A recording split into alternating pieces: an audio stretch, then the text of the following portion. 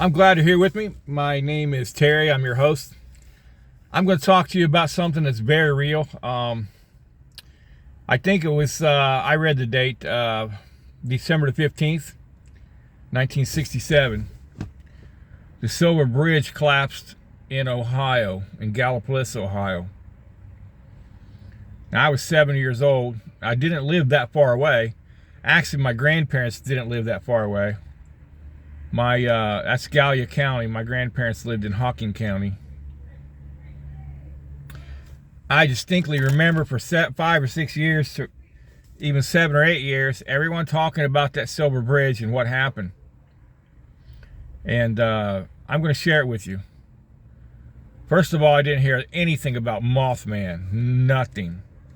You know, now they want to talk about Mothman closet, and they seen Mothman and this creature in West Virginia, you know, caused this collapse, and they seen it, this creature on the bridge before the bridge collapsed and everything. There was zero talk that I heard about Mothman. Doesn't mean that people hadn't seen it. Doesn't mean that it didn't exist. If it did, it's a demon. You know, chances are it's not some prehistoric animal, big huge bat or something. You know, that some people want to say it's an owl. Well, they're saying this thing was 6 or 7 feet tall. I'm sure it wasn't an owl. So what I heard, to be precise, my grandmother's brother was there helping, and some other people in my family and some people that they knew was there helping pull the cars out and the bodies out. They did take a lot of volunteers, from what I understand. A lot of the bodies in the cars were half eaten. Something was eating them. They believed it was catfish. There was big turtles in there. You know, turtles will eat flesh. There were eels. But they wanted to blame it on the catfish. And they said that, you won't hear this anywhere, but from people from southern Ohio and West Virginia, they said there was catfish. There was a lock and dam there. They had to release that lock, to release the water pressure or something. Something about the water pressure. They wanted to get the water level down. And they had hired divers to bring out the bodies and hook onto the cars and everything. And they were pulling the cars out by crane. Now, this is 1967. The equipment they have today is far superior than the equipment that they had then, probably. I'm not an expert on that. If you know about that, leave something in the comments. They had boats out there, from what I understand. They had cranes, floating cranes. You know, the Ohio River is full of barges, with coal barges and crane barges and different kinds of things. They were trying to pull cars out, and the cars were going down the river. And their goal was, from what I understand, and I might be completely off, to lower the water level and to stop the flow of water upstream and even downstream, to lock that section off for a little bit. And it's a big section, I don't know how many miles. But to lock that area off to try to get to those cars and get those people out of those cars. Now, the divers said publicly at that time there were fish, which appeared to be monster catfish, estimated at even 16 feet long. And in some of the cars, there were catfish, 6, 8, and 10 feet long, eating the people. And the bodies had started to rot and decay or whatever. It's a tragedy. Obviously it's a horrible thing. I guess there's still, after all these years, there was 40 some or 50 bodies, people, that were not accounted for. And a lot of the cars might still be there. As an adult, I had taken a pontoon boat through there about 15 years ago. Around the year 2000 or something, I had a big pontoon boat, 24-foot pontoon boat. I went through that area. I didn't, of course, the Ohio River is very deep, and I didn't see any car bodies or anything. But I did, however, I had another guy with me. I was over 400 pounds, and he was over 500 pounds. I'm 350 now, and we were both about 6'3", 6'4". You know, I'm 6'3". He was probably taller than me. We had another guy on board with us, and we had some coolers and some different type of fishing equipment. And, you know, so that's the pontoon boat, I think, was 3,200 pounds. We had, you know, a good 1,000 pounds on board, over 1,000. So it's 40 something, 42, 4,400 pounds. We hooked into something in that area, and there's a Walmart there now. We hooked in something in that area that actually pulled us against the river and pulled us up the river. Now the water seems to be flowing the wrong direction there. I don't know if I can explain it, but there's something about that area, and that water is flowing the wrong direction to get to where it has to go. Now there's 2 or 3 other larger rivers that meet in that area, not too far away, and Kanawaha or something. There's some different. If you know the rivers, put them in the comments. So everything flows west to the Mississippi River, from my understanding, southwest or south. You know, even the higher Ohio River flows west, to my understanding. In that area, the water flows east, I believe. It's the wrong direction.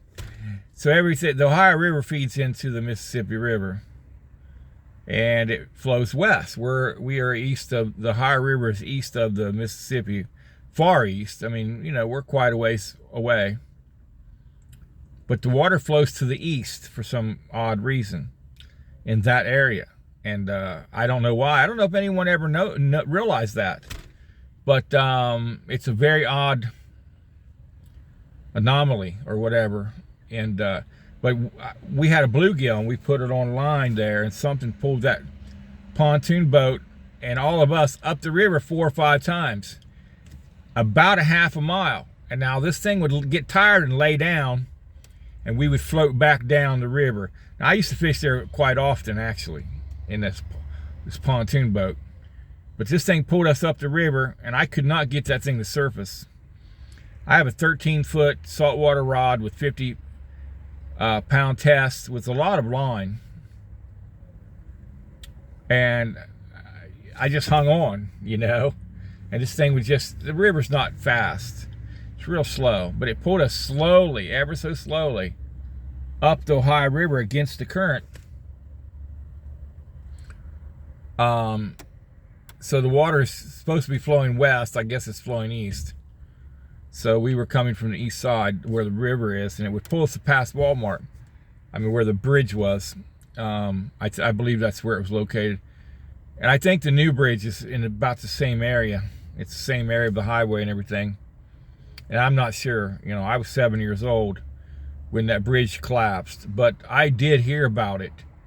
They said there on the lip of the dam locks, there was catfish 16 feet down there, and the bodies had backed up against those damn locks, and the divers were even afraid to go there and retrieve those bodies, because people had jumped out of their cars and things, and you know, back then the cars were real heavy, man. You know, they were as heavy as a pickup truck is now, if not more so, and real thick metal. You know, 55 Chevys or whatever. You know, 6.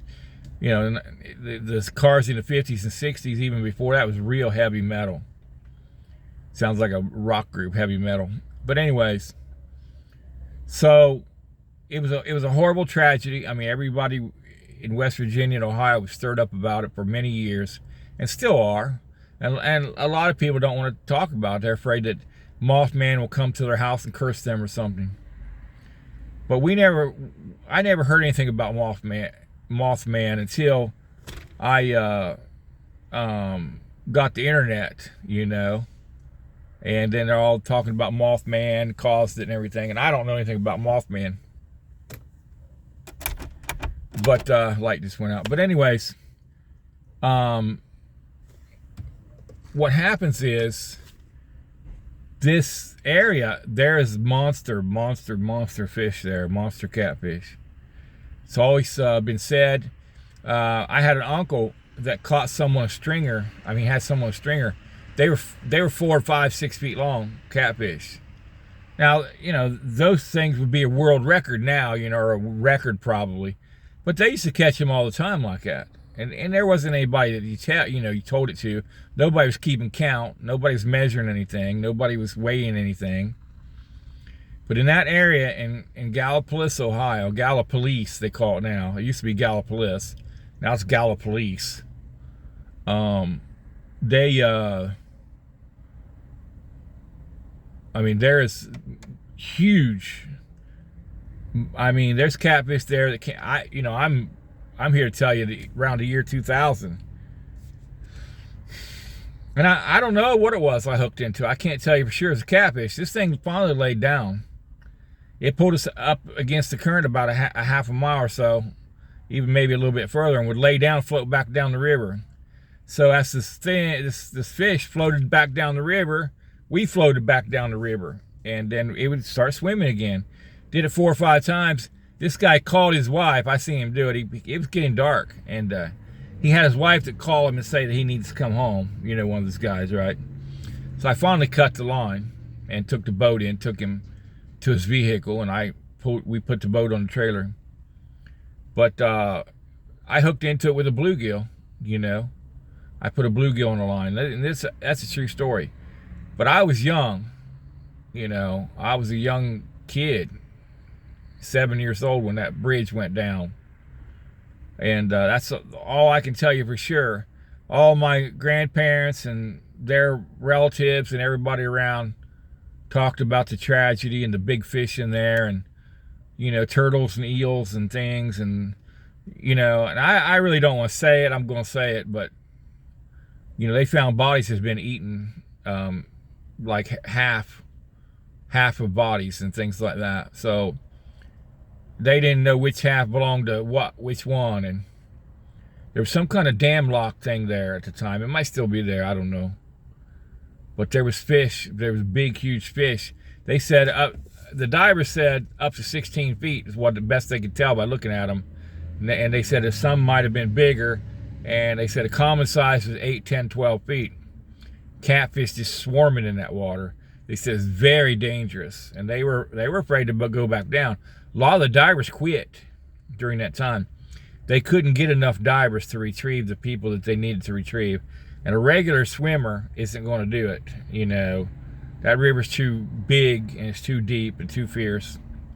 It's still high river. I think there's areas down there half a mile to a mile wide. You know, so, and I feel sorry for everyone, and I'm sorry about your loss. And, but I want to share the truth about what I knew. Everybody else is gone. You know, I was a kid, but everybody else is gone. But the truth about what I heard and what I had known to be true from my relatives. So I hope this video has helped you in some kind of way. But we never heard anything about no Mothman or, you know, demon or anything, you know. So I don't know. I don't know where that came from. Thanks for watching.